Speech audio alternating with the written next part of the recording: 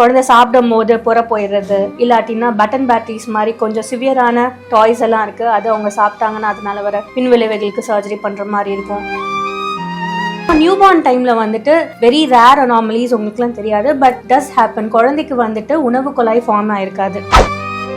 சில குழந்தைங்களுக்கு மோஷன் போகிற ஹோலே ஃபார்ம் ஆயிருக்காது, ஃப்ளாட்டாக இருக்கும். ஸோ அது வந்து நம்ம கிரியேட் பண்ணுவோம்.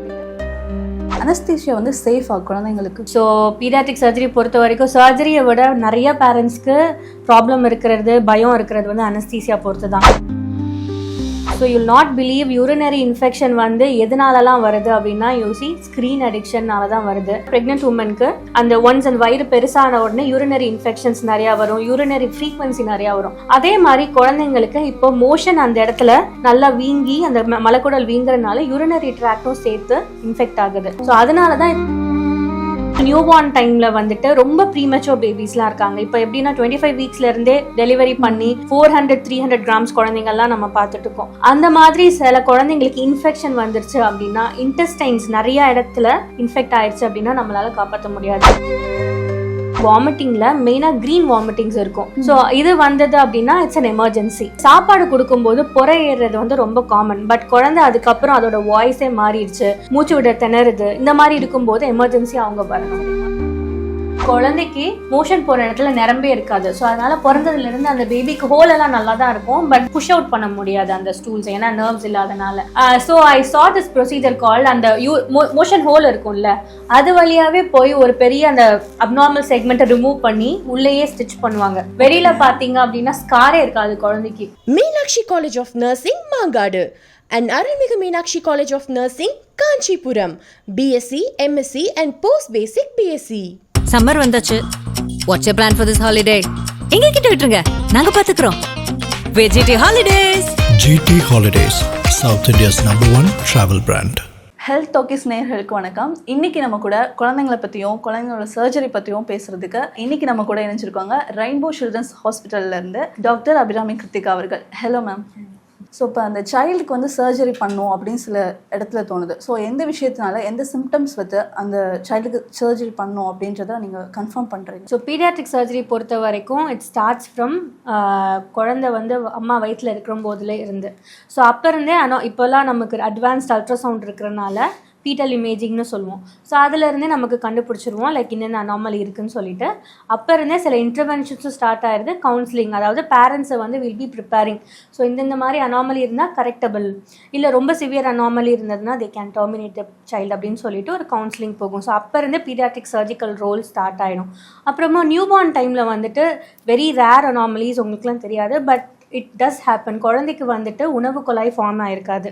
So whatever eats go into their respiratory system, அதாவது லங்ஸ்குள்ளே போகும், அந்த மாதிரி கனெக்ஷன்ஸ் இருக்கும். ஸோ அவங்களுக்கு இமீடியட்டாக Day 1 சர்ஜரி பண்ணுற மாதிரி இருக்கும். சில குழந்தைங்களுக்கு மோஷன் போகிற ஹோலே ஃபார்ம் ஆயிருக்காது, ஃப்ளாட்டாக இருக்கும். ஸோ அது வந்து நம்ம க்ரியேட் பண்ணுவோம். ஸோ அந்த மாதிரி சில பெக்யூலியரான கண்டிஷன்ஸ்க்கு நியூபார்ன் டைம்லேயே பண்ணுற மாதிரி இருக்கும்.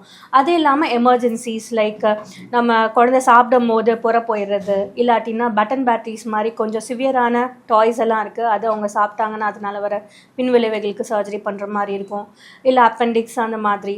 அப்புறம் யூராலஜிக்கல் ப்ரொசீஜர்ஸு மோஸ்ட்லி வந்து உங்களுக்கு எப்படின்னா 3 கேட்டகரியாக பிடிச்சிருவோம். ஒன்று கன்ஜெனிட்டல் அனாமலிஸ், அடுத்தது இன்ஃபெக்ஷன்ஸ், அதுக்கப்புறமா டியூமர்ஸ், மெலிக்னன்சிஸ். ஸோ இந்த சர்ஜரிஸ் எல்லாமே பீடியாட்ரிக் சர்ஜரி கவர் பண்ணுவோம். ஓகே, இப்போ ஒரு சர்ஜரி பண்ணுறதுக்கு முன்னாடி என்னென்ன ப்ராசஸ்லாம் இருக்கும் ஒரு சைல்டுக்கு? So surgery can be divided into கிராஸாக டே கேர் சர்ஜரி, அதாவது மைனர் சர்ஜரிஸ், அப்புறம் மேஜர் சர்ஜரிஸ். மேஜர் சர்ஜரிஸ்க்கு வந்து சைல்டு வில் நீட் நிறைய ப்ரொசீஜர்ஸ் இருக்கும். நாளே அட்மிஷன் ஆகிற மாதிரி இருக்கும். சம்டைம்ஸ் 2 to 3 டேஸ்க்கு முன்னாடியே அட்மிஷன் ஆகி சில ப்ரொசீஜர்ஸ் லைக் பவல் சர்ஜரிஸ்க்கு வந்து எனிமாஸ் கொடுக்குற மாதிரி இருக்கும், கிளியர் பண்ணுற மாதிரி இருக்கும். இல்லை லைக் டே கேர் ப்ரொசீஜர்ஸ் எல்லாமே வந்துட்டு குழந்தைக்கு அனஸ்தீசியா கொடுத்து நம்ம பண்ணுறனால அதுக்காக ஃபாஸ்டிங் வைப்போம். ஸோ அதனால் பேரண்ட்ஸ்க்கு அதுக்கேற்ற மாதிரி டின்னர் கொடுத்ததுக்கப்புறம் சாப்பாடு கொடுக்காதீங்க அப்படின்னு சொல்லிட்டு மோஸ்ட்லி மார்னிங் வந்து அட்மிஷன் பண்ணி மார்னிங் சர்ஜரி பண்ணிவிட்டு ஆஃப்டர்நூனே வீட்டுக்கு அனுப்பிச்சிடலாம். லைக் 70% ஆஃப் பீடியாட்ரிக் சர்ஜரிஸ் வந்து அந்த மாதிரி ப்ரொசீஜர்ஸ் தான் இருக்கும். ஸோ இந்த அனஸ்தீஷியா பற்றி பேசுனீங்க. ஸோ அனஸ்தீஷியா வந்து சேஃபாக குழந்தைங்களுக்கு கொடுக்குறது, ஸோ அதுக்கு முன்னாடி என்னென்ன ப்ரிகாஷன்ஸ்லாம் நம்ம எடுத்துக்கணும்? ஸோ பீடியாட்ரிக் சர்ஜரி பொறுத்த வரைக்கும் சர்ஜரியை விட நிறைய பேரண்ட்ஸ்க்கு ப்ராப்ளம் இருக்கிறது, பயம் இருக்கிறது வந்து அனஸ்தீசியா பொறுத்து தான். பீடியாட்ரிக் அனஸ்தீசியாங்கிறது வந்து ஒரு தனி ஸ்பெஷாலிட்டி. அது வந்து ரொம்ப சேஃபாக நியூபார்ன் பீரியடில் இருந்து கொடுக்குறாங்க. ஸோ நிறையா பேருக்கு ஒரு 5 இயர்ஸ்க்கு மேலே இருக்கிற குழந்தைங்களுக்கு கொடுக்குறதுக்கே பேரண்ட்ஸ் ஆங்ஷியஸாக இருப்பாங்க. பட் ரொம்ப சேஃபாக it will be a different type of anaesthesia. அடல்ட்ஸ்க்கு கொடுக்குற மாதிரி இருக்காது. அவங்களுக்கு மோஸ்ட்லி வென்ஃப்ளானில் செடேட் பண்ணுற மாதிரியும் அண்ட் கேஸஸ் மூலியமாக செடேட் பண்ணுற மாதிரியும் தான் இருக்கும். போஸ்ட் சர்ஜரியில் குழந்தைங்களுக்கு என்னென்ன விஷயங்கள்லாம் தேவைப்படும்? போஸ்ட் சர்ஜரி வந்து மெயினாக குழந்தைய விட பேரண்ட்ஸ்க்கு தான் நிறையா கவுன்சிலிங் தேவைப்படும். Because they'll be very anxious. Actually adult சர்ஜரியை விட குழந்தைங்க சர்ஜரிக்கு வந்து they can start walking. Most of the சர்ஜரிஸ்க்கு குழந்தை வந்து ஆக்டிவிட்டி பண்ண ஆரம்பிக்கலாம். பட் என்ன பண்ணுவாங்க, பேரண்ட்ஸ் தான் வந்துட்டு they'll change them to the bed. அதாவது அவங்கள மூமெண்ட் பண்ண விடாமல் அப்படி அந்த மாதிரி குழந்தையால் இருக்க முடியாது. So we also encourage walking, ஈஸியாக சீக்கிரமாக நம்ம நடக்க வைக்கணும். So we call it as mobilisation அப்படின்னு சொல்லிட்டு அதெல்லாமே என்கரேஜ் பண்ணுவோம். ஸோ கேர்ன்னு பார்த்தீங்க அப்படின்னா specific type of wound cares இருக்கும். அது ஒவ்வொரு ப்ரொசீஜர்ஸ்க்கும் பொறுத்த மாதிரி இருக்கும். பட் சைல்டு ஆசட்ஸ் பெருசாக ரெஸ்ட்ரிக்ட் பண்ண மாட்டோம். நீங்கள் இது பண்ணாதீங்க, இந்த சாப்பாடு கொடுக்காதீங்க, அந்த மாதிரி பெருசாக ரெஸ்ட்ரிக்ஷன் இருக்காது. ஆர்கன் ஸ்பெசிஃபிக்காக சில கேர் இருக்கும், பட் இட் டிஃபர்ஸ். இந்த லாப்ரோஸ்கோபிக் சர்ஜரி சொல்கிறாங்களே, ஸோ அந்த சர்ஜரி வந்து சைல்டுக்கு வந்து சேஃபா?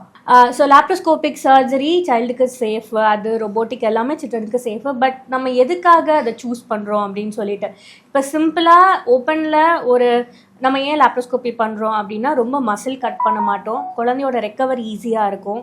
அண்டு அவங்க குழந்தைக்கு வந்துட்டு அந்த அட்மிஷன், இப்போ ஓப்பன் ப்ரொசீஜர் பண்ணால் ஒரு 4 நாள் அட்மிஷன் தேவைப்படும். லாப்ரோஸ்கோப்பியில் பண்ணால் ஒரு நாளில் டிஸ்சார்ஜ் பண்ணிடுவோம். அந்த மாதிரி இருக்கும்போது நம்ம லாப்ரோஸ்கோப்பி ப்ரிஃபர் பண்ணுவோம். பட் சில ப்ரொசீஜர்ஸ் வந்துட்டு ஓப்பனில் பண்ணுறது சிம்பிளாக முடிஞ்சு போகிறப்ப நம்ம லாப்ரோஸ்கோப்பி ப்ரிஃபர் பண்ண மாட்டோம். பட் ப்ளஸ் வந்து the anaesthesia which we give for laparoscopy will be little different. So குழந்தைக்கு லாப்ரோஸ்கோப்பி பண்ணுறது ரொம்ப safe because this will reduce the morbidity, அதாவது பெயின் அதெல்லாம் வந்து. அண்ட் குழந்தைய வந்துட்டு பேரண்ட்ஸால் ஈஸியாக ஹேண்டில் பண்ண முடியும் லாப்ரோஸ்கோப்பி பண்ணும் போது. அண்ட் ரொபோட்டிக்குமே அந்த மாதிரி தான். அந்த only disadvantage and robotic is அந்த துளைகள் போட்டு நம்ம சர்ஜரி பண்ணுவோம். லாப்ரோஸ்கோப்பிக்குமே ரொபோட்டிக்குக்கும் இன்னும் ரொம்ப சின்ன துளைகள் ரோபோஸ் வரல நமக்கு. அது வந்தது அப்படின்னா நம்ம லாப்ரோஸ்கோப்பியை வந்து ரோபோஸ் வச்சே நம்ம வி கேன் ரீப்ளேஸ். ஸோ இந்த ரொபோட்டிக் சர்ஜரியும் அதிலே வந்துடுமா, இல்லை அது டிஃப்ரெண்ட் சர்ஜரி? ஆக்சுவலி பேஷண்ட் சைட்லேருந்து பார்க்கும்போது ரோபோ அண்ட் லாப்ரோஸ்கோப் வந்து மோஸ்ட்லி சிமிலராக தான் இருக்கும். பட் என்னென்னா சர்ஜன் சைட்ஸ்க்கு வந்துட்டு அது வந்து ரொம்ப ஈஸியாக இருக்கும். நம்ம நின்று ஒரு 8 hours வந்துட்டு ரொம்ப கஷ்டமான ஒரு மூமெண்ட்டில் பண்ணுறதை வந்து நம்ம உட்காந்து நம்ம பண்ணுறது வந்து ரோபோ அங்கே ரெப்ளிகேட் பண்ணும். ஸோ ரொபோட்டிக் சர்ஜரினா எல்லாரும் என்ன நினைப்பாங்கன்னா ஹியூமன்ஸே இன்வால்வ் இல்லாமல் ரோபோ பண்ணுற மாதிரி. அப்படி கிடையவே கிடையாது. It's just a manipulation. நம்ம இங்கே பண்ணுறதை வந்து ரோபோ அங்கே ரெப்ளிகேட் பண்ணும். அண்ட் சம்திங்ஸ் லைக் சில இரர்ஸ் லைக் நம்ம சடனாக ஜர்க் பண்ணுறதுலாம் அது வந்து அது மைனஸ் பண்ணிடும். ஸோ அந்த மாதிரி கொஞ்சம் அட்வான்ஸ்டு லாப்ரோஸ்கோப்பின்னு சொல்லிக்கலாமே, அதை அந்த மாதிரி தான் இருக்கும். பேஷண்ட் சைட் பார்க்கும்போது பெருசாக ரோபோக்கும் லாப்ரோஸ்கோப்பிக்கும் பெருசாக டிஃப்ரென்ஸ் இருக்காது. Time of surgery will be less compared to laparoscopy. Robotic சர்ஜரியோட டைம் வந்து கம்மியாக இருக்கும் லாப்ரோஸ்கோப்பி கம்பேர் பண்ணும்போது. ஸோ இப்போ வந்து சில சைன்ஸ்லாம் இருக்கும், அதெல்லாம் ரொம்ப குட்டி குட்டியாக இருக்கும், ஆனால் அது வந்து சர்ஜரி பண்ணுறதுக்கு தேவையான இதுவாக இருக்கும். ஸோ அந்த மாதிரி குட்டி குட்டியான விஷயங்கள்லாம் கண்டுக்காமல் விட்டுருவாங்க. ஸோ உங்களோட பாயிண்ட் ஆஃப் வியூலேருந்து சில சிம்டம்ஸ் பார்த்தீங்க அப்படின்னா குழந்தைக்கு வந்துட்டு ஃபீவர் இருக்குது அப்படின்னா எல்லாருமே கோல்ட் காஃப் ஃபீவர் தான் நினைப்போம். பட் நிறையா தடவை குழந்தைக்கு சளி இருமலே வராமலே ஹை ஃபீவர்ஸ் வரும், 102க்கு மேலெலாம் போகும். அப்போயுமே அவங்க ஹோம் ட்ரீட்மெண்ட்ஸ் பண்ணுவாங்க, which is not good. Second வந்து வாமிட்டிங்கில் மெயினாக க்ரீன் வாமிட்டிங்ஸ் இருக்கும். ஸோ இது வந்தது அப்படின்னா இட்ஸ் அன் எமர்ஜென்சி. அப்புறம் தேர்ட் வந்து குழந்தைக்கு மோஷனில் சம்டைம்ஸ் வந்து பிளட் போகும். ஸோ ஒரு கண்டிஷன் இருக்குது இன்டர்செப்ஷன் அப்படின்னு சொல்லிட்டு. அந்த கண்டிஷன் வந்து நிறைய பேருக்கு தெரியாது. ஸோ பிளட் போகிறது நார்மல் தான் அப்படின்னு சொல்லிட்டு இக்னோர் பண்ணுவாங்க. ஸோ இந்த மாதிரி இந்த 3 கண்டிஷன் தான் மெயினாக நம்ம யோசிப்போம்.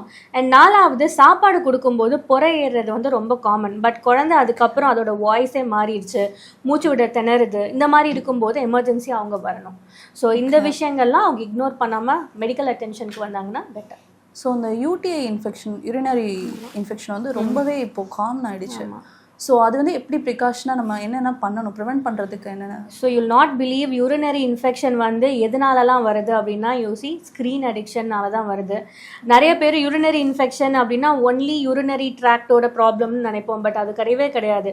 ஸோ ஃபர்ஸ்ட் ஆஃப் ஆல் நம்மளோட கிளைமேட், அவங்க குழந்தை வந்துட்டு போய் வெளியில் போய் விளாண்டுட்டு வந்து தண்ணி குடிச்சு இருக்கிறது அது அந்த காலமாகிடுச்சு. இப்போ எல்லாருமே they are indoors, they are not concentrating on the hydration. And other thing is மூமெண்ட்டே இல்லாமல் போயிடுச்சு, அவங்களுக்கு அந்த விளையாடுற அந்த பீரியடே இல்லாமல் போயிடுச்சு. So they are appetite is less. And also அவங்க the type of food they take, food எல்லாமே வந்துட்டு ஜங்க் ஃபுட்ஸாக தான் இருக்குது, வெரி லோ ஃபைபர் ஃபுட்ஸாக இருக்குது. அண்டு நிறைய மில்க் கொடுக்குறாங்க. Everybody things that milk is good for children அப்படின்னு சொல்லிட்டு. பட் இந்த மில்க் வில் காஸ் கான்ஸ்டிபேஷன். ஒரு ஏஜுக்கு மேலே மில்கை வந்து குறைச்சிடணும். And we have to give them more of vegetables and fruits. So இதெல்லாமே வந்து கான்ஸ்டிபேஷன் காஸ் பண்ணுறனால, constipation is the most important factor for urinary infections இப்போது. ஸோ இந்த மலக்குடல் அப்படின்னு சொல்கிறது வந்து வீங்குறனால அதுக்கு முன்னாடி தான் நமக்கு வந்து யூரினரி ட்ராக்ட் இருக்குது. எக்ஸாம்பிள் ப்ரெக்னன்சியில் வந்து பார்த்தீங்கன்னா ப்ரெக்னென்ட் உமனுக்கு அந்த ஒன்ஸ் அந்த வயிறு பெருசான உடனே யூரினரி இன்ஃபெக்ஷன்ஸ் நிறையா வரும், யூரினரி ஃப்ரீக்வன்சி நிறையா வரும். அதே மாதிரி குழந்தைங்களுக்கு இப்போ மோஷன் அந்த இடத்துல நல்லா வீங்கி அந்த மலக்குடல் வீங்குறதுனால யூரினரி ட்ராக்டும் சேர்த்து இன்ஃபெக்ட் ஆகுது. ஸோ அதனால தான் இப்போ ரீசெண்டாக ஃபர்ஸ்ட் ரீசன் வந்து ஹைட்ரேஷன் சரியாக இல்லை, செகண்ட் ரீசன் வந்து ஃபைபர் சரியாக இல்லை. ஸோ இதனால தான் அவங்களுக்கு கான்ஸ்டிபேஷன்னால அசோசியேட்டட் யூரினரி இன்ஃபெக்ஷன்ஸ் நிறையா வருது. ஓகே மேம், உங்கள் கெரியரில் நீங்கள் பார்த்த ஒரு கேஸ் வந்து ரொம்ப பெயின்ஃபுல்லாக இருந்துச்சு அப்படின்னா அது என்ன? ஒரு கேஸுன்னு கிடையாது. So I am very happy to tell you that pediatric சர்ஜரியில் டெத்துன்னு பார்த்தீங்கன்னா ரொம்ப கம்மி. நல்ல ஒரு இன்ஸ்டிடியூஷன்லன்னு பார்த்தீங்கன்னா பீடியாட்ரிக் சர்ஜிக்கல் டெத்து வந்து ரொம்ப கம்மி. பட் சில அன்ஃபார்ச்சுனேட் சுச்சுவேஷன்ஸில் என்ன ஆகும்னா குழந்தைங்களுக்கு நம்மளால் காப்பாற்ற முடியாது எவ்வளவோ ட்ரை பண்ணியும். எக்ஸாம்பிள் நியூபார்ன் டைமில் வந்துட்டு ரொம்ப ப்ரீமெச்சூர் பேபிஸ்லாம் இருக்காங்க. இப்போ எப்படின்னா 25 வீக்ஸ்லேருந்தே டெலிவரி பண்ணி 400-300 கிராம்ஸ் குழந்தைங்கள்லாம் நம்ம பார்த்துட்ருக்கோம். அந்த மாதிரி சில குழந்தைங்களுக்கு இன்ஃபெக்ஷன் வந்துருச்சு அப்படின்னா, இன்டெஸ்டைன்ஸ் நிறையா இடத்துல இன்ஃபெக்ட் ஆயிடுச்சு அப்படின்னா நம்மளால் காப்பாற்ற முடியாது. அந்த மாதிரி சில கண்டிஷன்ஸு அண்டு சில ப்ரொசீஜர்ஸ் நம்ம வந்து எவ்வளோ தான் கரெக்டாக பண்ணாலுமே சில குழந்தைங்களால் அதை அக்செப்ட் பண்ணிக்க முடியாது. So the body will react a little differently. So infection வந்துடும், தி கான்ட் டேக் இட். இந்த மாதிரி சில என்ன நம்ம எக்ஸ்பெக்ட் பண்ண சினாரியோ போகும்போது ரொம்ப டிஃபிகல்ட்டாக இருக்கும். Because since we don't see that frequently, சடனாக இப்போ 100 கேசஸில் ஒரு 2 கேசஸ் சரியாக நம்ம ரெக்கவர் ஆகலை அப்படிங்கும்போது it will be very traumatic for the surgeon also. And also to handle the parents and unfortunate situations like soaking வந்து மெயினாக எக்ஸாம்பிள் இந்த ஃபுட் சோக்கிங்கும் சொல்கிறேன். சில குழந்தைங்க ஸ்விம்மிங் பூல்குள்ளே விழுந்துருவாங்க, இல்லை ட்ரெயின்குள்ளே விழுந்துருவாங்க. அந்த குழந்தைங்கெல்லாம் நார்மலாக இருந்திருப்பாங்க. ஸோ மோஸ்ட்லி குழந்தைய ஒன்றும் காப்பாற்ற முடியாது, இல்லாட்டினா ரொம்ப நாள் வந்துட்டு சப்போர்ட்ஸ்லேயே இருப்பாங்க, வென்டிலேட்டரில் இருப்பாங்க. அப்புறமா சுவாசத்துக்கு தனியாக டியூப் போட்டு, சாப்பாட்டுக்கு தனியாக டியூப் போட்டு, இந்த மாதிரிலாம் இருக்கும்போது we see the struggles the parents undergo. That will be very traumatic. And one more thing I have to add is burns. தீக்காயத்தினால வர குழந்தை. ஸோ இனிஷியலாக த மோஸ்ட் பெயின்ஃபுல் ட்ராமான்னு சொன்னால் அது பர்ன்ஸ் தான் நான் சொல்வேன். ஸோ அது வந்து அது ஃபேஸில் அந்த மாதிரி ரொம்ப வைட்டல் ஏரியாஸ்லலாம் இருக்கும்போது பார்க்கவே ரொம்ப ட்ராமாட்டிக்காக இருக்கும். But if it is treated properly Burns children will do very well actually. So இந்த சர்ஜரின்னு பார்த்துக்கிட்டப்போ இப்போ வந்து கரண்ட்டாக வந்து நிறையாவே டெக்னாலஜி வளர்ந்துருச்சு அப்படின்றது தான் என்னென்னலாம் சொல்லுவீங்க? ஸோ நான் ட்ரைனிங் பண்ண இடத்துல இந்த ப்ரொசீஜர் ரொம்ப எனக்கு அமேசிங்காக, நான் இனிஷியலாக அடல்ட் சர்ஜரிலேருந்து பீடியாட்ரிக் சர்ஜரி ட்ரான்சிஷனில் இருக்கும்போது ரொம்ப அமேசிங்காக இருந்தது. அதாவது குழந்தைக்கு மோஷன் போகிற இடத்துல நிரம்பே இருக்காது. ஸோ அதனால் பிறந்ததுலேருந்து அந்த பேபிக்கு ஹோலெல்லாம் நல்லா தான் இருக்கும், பட் புஷ் அவுட் பண்ண முடியாது அந்த ஸ்டூல்ஸ், ஏன்னா நர்வ்ஸ் இல்லாதனால.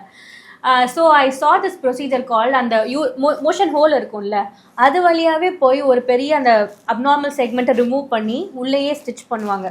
வெளியில் பார்த்தீங்க அப்படின்னா ஸ்காரே இருக்காது குழந்தைக்கு. So that was one amazing surgery which I சா. அது இல்லாமல் ரொபோட்டிக் சர்ஜரிஸ், லாப்ரோஸ்கோபிக் சர்ஜரிஸ் எல்லாமே வந்துட்டு வெரி அட்வான்ஸ்ட் தான். அப்புறம் எண்டோஸ்கோபிக் சர்ஜரிஸ் இப்போ வர ஆரம்பிச்சிருக்கு. People are getting trained here and there. அதாவது எண்டோஸ்கோப் போடனா என்னன்னு தெரியும்ல உங்களுக்கு, வாய் வழியாக நம்ம டியூப் போட்டு செக்கப்க்கு பண்ணுவோம். இப்போ வந்துட்டு இந்த ஃபாரின் பாடி லைக் காயின் எல்லாம் ரிமூவ் பண்ணுறதுக்கு ஹெல்ப் பண்ணுவோம். அது வழியாகவே போயிட்டு சர்ஜரி பண்ணுற மாதிரி இப்போ டெக்னாலஜிஸ் வர ஆரம்பிக்குது சில கண்டிஷன்ஸ்க்கு. ஸோ அதெல்லாமே உங்களுக்கு வெளியில் பார்த்தீங்கன்னா எந்த பெயினுமே இருக்காது, எந்த ப்ரொசீஜர் பண்ண அடையாளமே இருக்காது. They will have a major procedure which has been corrected.